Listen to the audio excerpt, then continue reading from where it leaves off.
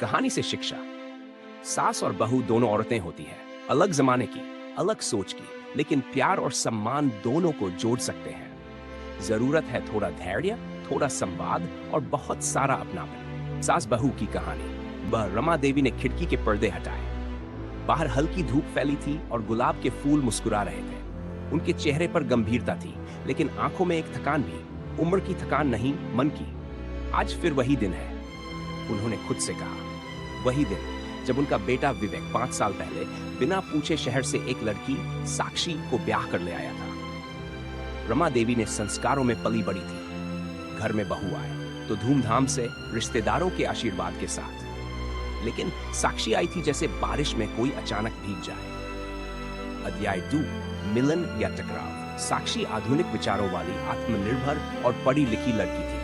MBA करके नौकरी कर रही थी। रमा देवी की सोच पारंपरिक थी। सुबह 5 बजे उठना, घर की सफाई, पूजा पाठ और फिर नाश्ता बनाना। साक्षी के लिए यह नया संसार था। वो चाहती थी कि उसे थोड़ा समय मिले समझने का। लेकिन सासू माँ को लगा, बहू जमाना बदलने आई है। पहले कुछ दिन सबने मुस्कुरा कर बिताए, लेकिन जल्द ही छोटी छोटी बातें दरारों में बदलने लगी। इतनी देर से क्यों थी? ये क्या पहन रखा है? घर में पूजा नहीं करोगी क्या? रात को बाहर खाना ठीक नहीं। साक्षी चुप रहती थी।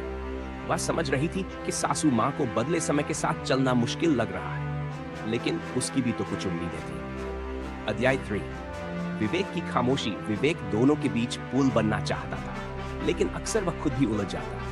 माँ, साक्षी काम पर जाती है, थोड़ा समय दो ना उसे। तुम्हें उसकी ही फिक्र है, मेरी नहीं। विवेक अक्सर खामोश हो जाता और इस खामोशी से दोनों और अकेली हो जाती। अध्याय 4, टूटे विश्वास। एक दिन साक्षी ने ऑफिस से आकर देखा कि उसकी डेस्क की फाइलें बिखरी हुई थी। रमा देवी सफाई करते वक्त उसे देख रही थी। आपने मेरे पेपर्स क्यों देखे? साक्षी ने आवाज ऊंची कर दी। मैंने कुछ नहीं किया, बस साफ कर रही थी। रमा देवी चिल्लाई। बात इतनी बड़ी नहीं थी, लेकिन दोनों की सहनशीलता खत्म हो रही थी। उस रात साक्षी रोई, रमा देवी भी अकेले में रोई। बस फर्क इतना था कि एक की आंखें गीली थीं और एक कमर। अध्याय 5, नई शुरुआत। विवेक का ट्रांसफर 1 साल के लिए बेंगलुरु हो गया। वह चाहता था कि साक्षी भी साथ चले, लेकिन साक्षी ने कहा, माँ अकेली हो जाएंगी, मैं यहीं रहूंगी। रमा देवी चौंक गई। तुम मेरे साथ रहोगी? जी, अगर आप चाहें। यही मोड़ था कहानी का। शुरुआत में दोनों असहज रहे, लेकिन अब संवाद धीरे धीरे बढ़ा। अध्याय 6, एक कप चाय। एक दिन शाम को साक्षी ने पहली बार रमा देवी के लिए अदरक वाली चाय बनाई, वैसी जैसी उन्हें पसंद थी। बिल्कुल वैसी है जैसी तुम्हारे पिताजी बनाते थे। रमा देवी की आंखें नम हो गई। आपने कभी बताया नहीं, कभी सुनने वाला नहीं था। रमा देवी ने पहले दिल की बात कही। अध्याय 7, बदलते रिश्ते। साक्षी ने महसूस किया रमा देवी अकेली थी। उन्होंने अपना पूरा जीवन दूसरों की सेवा में लगा दिया। अब जब उनका बेटा बड़ा हुआ तो वह अपनी दुनिया में था। वह सिर्फ एक सास नहीं थी, एक माँ थी, एक पत्नी थी, एक स्त्री थी जो सुनी नहीं गई। साक्षी ने उनकी बातों को सुनना शुरू किया और रमा देवी ने भी पहली बार साक्षी के ऑफिस के प्रोजेक्ट में दिलचस्पी ली। ये डाटा एनालिसिस है? हाँ माँ, देखिए मैं कैसे ग्राहकों की पसंदें ट्रैक करती हूँ। वाह, तुम तो बहुत समझदार हो।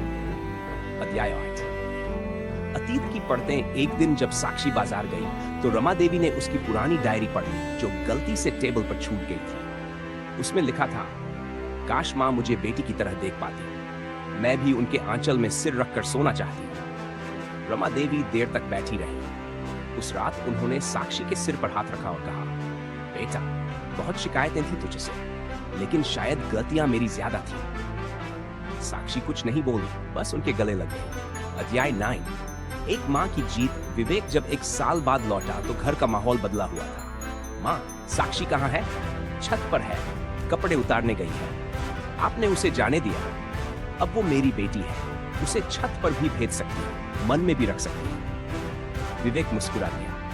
वो कुछ बोल नहीं सका। समापन रिश्ते निभाना आसान नहीं होता। कभी कभी हमें अपने अहंकार से, अपने अनुभवों से बाहर निकलकर सिर्फ सामने वाले की आंखों में देखना पड़ता है। सास बहू का रिश्ता सिर्फ टकराव नहीं, अपनत्व की एक संभावना भी होता है, अगर दिल खुले।